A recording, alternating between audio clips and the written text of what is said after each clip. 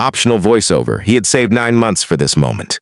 For her, this was going to be perfect. Or Maya's voice. It's beautiful, Daddy. Guard's voice. Excuse me, sir. Can I help you? The tone suggesting something is wrong. Richard's voice. James Wilson. The tone showing he knows something. Richard's voice explaining, or silence with only ambient sound. Perhaps James's voice. That looks like James's voice explaining to Maya, or quiet internal monologue about this moment, meaning James Wilson had been saving for 9 months. Not for a vacation, not for himself. For Maya. She was 9 years old and she'd never stayed in a hotel. Never been anywhere that wasn't the Cincinnati area. Never experienced the kind of luxury that made you feel like your life mattered. Like you belonged in beautiful spaces. James worked 2 jobs to give her that feeling. He taught history at a public high school during the day and worked as a part-time counselor for at-risk teens in the evenings. Between the 2 incomes, he managed a small apartment, groceries, her school supplies, and the occasional moment of breathing room. But this weekend was different. This weekend was for her. The Grandview Hotel had been recommended by a colleague. 5-star reviews, historic property, beautiful views of the river. Built in 1924, it carried the weight of 100 years of elegance. James had booked a room on the 7th floor with a view. He'd even saved enough for a special dinner. Maya had asked if they could stay somewhere fancy for her birthday weekend, and he'd promised her they would. "We're really going?" she'd asked, the night before they left. "Really?" he'd said. "Just you and me. One perfect weekend." She'd packed and repacked her small suitcase 3 times, chosen her favorite outfit, asked if she should wear her nice shoes. The excitement in her voice had made every hour of overtime worth it. Now, as they stood in the lobby of the Grandview, James watched her face transform with wonder. She was looking up at the crystal chandeliers, the marble floors, the high ceilings. She squeezed his hand. "It's beautiful, Daddy." "It sure is, baby," he said. "Come on, let's go check in." He was wearing his navy blazer, the one he saved for important occasions. He'd pressed his shirt that morning. He'd made sure they both looked presentable, because he knew how the world worked. He knew there were spaces where being black required you to be twice as prepared, twice as professional, twice as careful. It wasn't fair, but it was true. James had learned this lesson early. His mother had taught it to him, not in words, but through subtle corrections. Stand up straight. Tuck in your shirt. Don't raise your voice. Make sure people know you belong here. He'd passed some of these lessons to Maya, carefully, trying not to pass along the weight. Be kind to everyone, especially people in authority, he'd told her. Show respect. Answer questions clearly. He was trying to keep her safe while also teaching her how to move through a world that wasn't always kind. As they walked toward the front desk, James felt the familiar moment, the moment when he became hyper-aware of himself. His height, his skin, the way people looked at him. He'd gotten good at reading the small shifts. The slight tension in a store manager's shoulders when he entered. The way security guards' eyes tracked him differently than they tracked white customers. It happened before he reached the desk. A security guard stepped in front of them, professional, but not kind. "Excuse me, sir. Can I help you?" James had practiced this moment 1,000 times. He kept his voice low and respectful. He kept his hands visible. He kept his expression neutral and helpful. "We have a reservation," he said, holding up his phone. "James Wilson. Room 712. The guard's radio crackled. He spoke into it quietly, words James couldn't make out.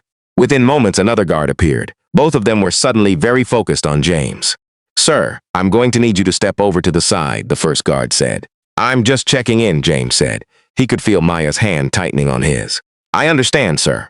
Just step over this way." And just like that, James was being moved away from the front desk. Away from the other guests. Away from the moment of welcome that every other guest had received. A woman at the desk, a manager, James assumed from her bearing, was watching. She looked uncomfortable. She looked away. "There's a problem with your reservation," the first guard said. His tone suggested he'd never had this conversation before. Or maybe he'd had it 100 times. "The name's not in the system." "That's not possible," James said, still keeping his voice level. "I booked this room 3 weeks ago. I have confirmation." He showed them his phone. The confirmation was clear. Reservation code, room number, date. Everything was there. The guards exchanged a look. The kind of look that happened when a problem didn't fit into their expected categories. "Well, the system says there's no reservation under Wilson," the second guard said. James felt his stomach drop. He could feel Maya watching him, watching how he handled this, watching to see if her father was strong enough to fix this. "Can you check again?" he asked. Maybe under a different name? Or can I speak to the front desk manager? There is no reservation, the first guard said, with an edge to his voice now. An edge that suggested he was tired of this conversation, that James was being difficult, that James needed to leave. Sir, I think you'll need to call the hotel directly if there's been a mistake, the second guard said. But as of right now, there's no reservation. A man in a suit was walking toward them. His name tag said Richard Chen, General Manager. He was walking quickly, with the purposeful stride of someone who was about to solve a problem. The problem was James. Gentlemen, what's the issue? Richard asked. This gentleman claims to have a reservation, but there's nothing in the system, the first guard said. Richard Chen looked at James. Really looked at him. His eyes were professional, but not unkind. He was sizing up the situation, trying to determine if James was going to be difficult or compliant. Your name, sir? Richard asked. James Wilson. Room 712, I have the confirmation here. Something happened in Richard Chen's face, a subtle shift. His eyes moved to the phone, to the confirmation, and then back to James's face. He stared at James for a moment longer than was comfortable. James Wilson? He repeated. Yes, sir. Richard's expression became unreadable. Come with me. Let's get this sorted out in my office. The guard stepped aside. Maya was still holding James's hand, and now she was confused. Her excitement had been replaced with worry. She kept looking up at her father, searching his face for assurance that everything was okay. He wanted to tell her it was fine, but the tightness in his chest made it hard to lie.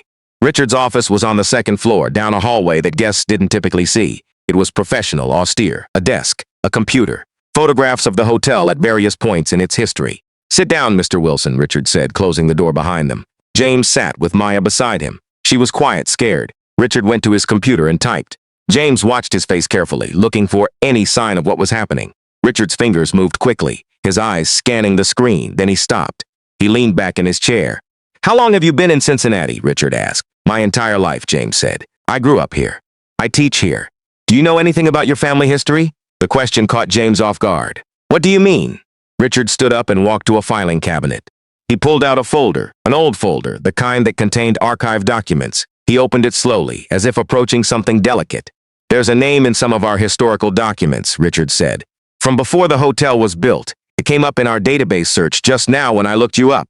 James Wilson is not an uncommon name, but combined with your address, your age, I thought it might be worth investigating. He turned the folder around. Inside were photographs, old photographs, sepia-toned images of a hotel that looked different but familiar.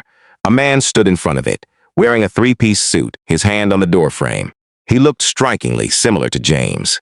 That's the original Grandview Hotel, Richard said. Built in 1924. This is the founder, Samuel Wilson. James stared at the photograph. The resemblance was impossible to miss. He looked at Richard.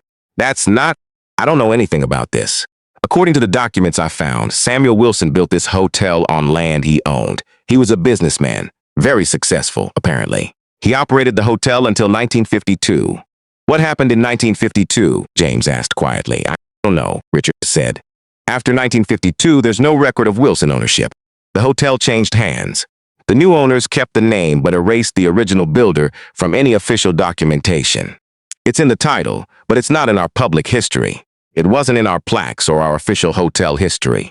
James felt something shift inside him, a piece of his family's story that he'd never known existed. A grandfather or great-grandfather who had built something substantial, something that had lasted for 70 years after his involvement ended. I need to call my mother, James said. Richard nodded. He seemed to understand that this was bigger than a hotel reservation. He excused himself and returned with a phone, giving James privacy. His mother answered on the third ring. James, is everything okay? Is Maya? We're fine, he said. Mom, I'm at a hotel in Cincinnati, the Grandview Hotel, and they found your name in some historical documents. A man named Samuel Wilson built this hotel in 1924. There was a long silence. James could almost hear his mother choosing whether to answer. Mom, that's your great-grandfather, she said finally. Her voice was different, smaller, like she was admitting to something she'd been carrying for a long time. Why didn't you ever tell me? Another silence, a deeper one. Because, she said slowly, what happened to him happened to me, and I didn't want it to happen to you. What happened to him? He built something beautiful. He built it in a world that didn't want him to have it, and when that world changed, they took it. Not legally. They didn't have to. They just wrote him out, erased him. He tried to fight it, but he was tired, he was hurt, and eventually he stopped fighting. He told me that beautiful things built by black men don't stay ours very long. That's why I never told you. I thought if you didn't know about it, you wouldn't spend your life grieving its loss." James closed his eyes. His great-grandfather had built the Grandview Hotel. It had been his family's. And then it wasn't. And his mother had carried this knowledge as a kind of curse, thinking that not telling him would protect him. He opened his eyes and looked at Maya. She was watching him with quiet concern. "I want you to tell me everything," he said to his mother. "The whole story. And then I need to make a decision." That evening, after his mother had told him what she knew, after Richard had shown him the documents and photographs and the deed that still carried the Wilson name, James sat with Maya in the hotel restaurant. They were eating the dinner he'd planned for her birthday celebration, the same one he'd imagined so many times. But it was different now. Maya was picking at her food, distressed by what had happened. "Are we allowed to eat here?" she'd asked quietly when the waiter arrived. "Of course we are, baby," James said. "We're guests. We have a room. We're allowed to be here." But she wasn't sure, and that broke something in him. As they ate, James made a decision. He would talk to Richard. He would tell him what he wanted. Not money, not even an apology, though one was owed. He wanted acknowledgement. The next morning, James went back to Richard's office. "I want to make a request," James said. "I want the hotel to acknowledge its history. I want Samuel Wilson's name in your lobby. I want the story told, the real story. How this hotel was built by a black businessman. How his name was erased. I want future guests to know that. I want my daughter to know that her family built beautiful things. I want that part of your history restored." Richard listened. His face was thoughtful. "That's a significant request. I can't make that decision alone. I'd have to present it to the board." "Then present it," James said, "because right now your hotel's official history is a lie. And I want you to fix it." Richard met with the board, and they agreed. 2 months later, a plaque was unveiled in the Grandview lobby. It acknowledged Samuel Wilson as the hotel's original builder. It told a brief version of the story, how he'd built the hotel, and how his legacy had been lost to time. The hotel issued a formal statement acknowledging this history. Local newspapers picked up the story. The Grandview became known as a place that was brave enough to tell the truth about its past. James and Maya attended the unveiling. She stood in the lobby, reading her great-great-grandfather's name on the plaque, understanding for the first time that their family had built something, that they had belonged in this space, not because they were guests, but because they were creators. "Your great-great-grandfather built this," James told her, pointing at the marble floors, the chandeliers, the elegant lobby. "The whole thing. He built it when the world told him people like us couldn't build beautiful things, and he did it anyway." Maya looked up at her father. Was he scared? James thought about this. About Samuel Wilson, building something knowing it might be taken. About his mother, carrying the story as a wound. About himself, standing in the lobby trying to protect his daughter from a world that didn't see her as she deserved to be seen. Yes, he said, he was probably scared. But he built it anyway. That night, they stayed in their room on the 7th floor. The view of the river was just as beautiful as James had imagined. Maya pressed her face against the window, looking out at the city, at the building her family had built. "Daddy," she said, "thank you for bringing me here." "You're welcome, baby," he said. And this time, it meant everything they'd promised each other. It meant that her father had fought for her, that he'd stood up when people made assumptions about who he was, that he'd recovered a piece of family history that was meant to be forgotten, that he'd transformed her pain into something that would help others. As James watched his daughter look out at the city below, he thought about what he'd learned, that erased histories can be recovered, that standing up matters, that fathers teach their daughters not just how to survive in a world that doesn't always see them, but how to demand to be seen, how to recover what was lost, how to build something that lasts. The Grandview Hotel had been built by a Wilson, and now a new generation of Wilsons would walk through those doors and know their family's place in its history. They would belong here, not because they had money or because someone let them, but because they had built it.